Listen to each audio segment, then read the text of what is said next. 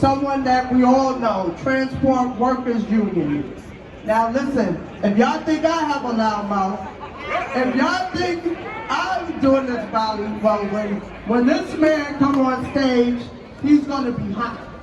Because he's mad as hell. When I call for this man, and I'm saying this man because he's Transport Workers Union of America, so y'all gotta make some noise when I say his name. Transport Union of America, Mr. John Sullivan!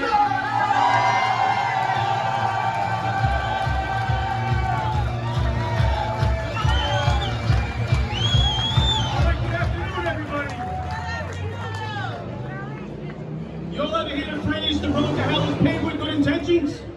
Yeah, because that's what's going on right now. The road to hell is paved with good intentions, and the people paving the road don't give a rat's ass about blue-collar New Yorkers or blue-collar Americans anywhere, for that matter. So, we've seen this before, right? Americans have seen this before. It's called NAFTA. This is the type of thing that created the Rust Belt. And there are folks right down there and right down there, even Democrats, right down there, never learned the NAFTA lesson and think that blue-collar New Yorkers and blue-collar Americans are just going to eat it again.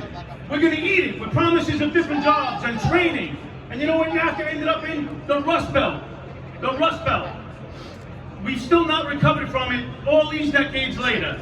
And I'll tell you something, if they have their way, and I'll call them elitists, they are elitists, these aren't folks that are worried about how they're going to feed their kids, pay the rent, buy a pair of shoes, send their children to college. They don't have to worry about that. And you know what? And they're trying to pursue an ideology here off the backs of blue-collar workers. And we're not going to take it. We're not just going to stand around and listen to empty promises like NAFTA or normalization of trade with China, which decimated the working people of America. We're not going to take it, and we can change it. Because this is New York, and the trade union movement means something in New York. This ain't the South. This is New York City. We're in downtown Brooklyn right now. I inspected those tracks 500 yards away from here until about 11 years ago or 12 years ago. We all work in New York. We're not freaking elitist social liberals for the Democratic Party that want to actually stick it to us. We demand a just transition.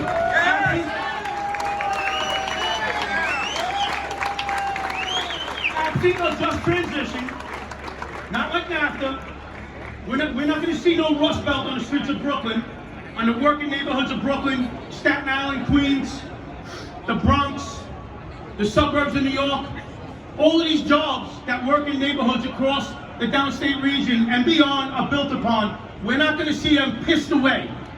We're going to go down fighting, we're going to go down swinging, and we're in the ultimate situation. You're right, we're not going to go down. We're in the ultimate situation where we need to start making choices about who's with us and who's against us. We need to open up a butcher book and start keeping notes. You're either with us or you're against us. You can't be both.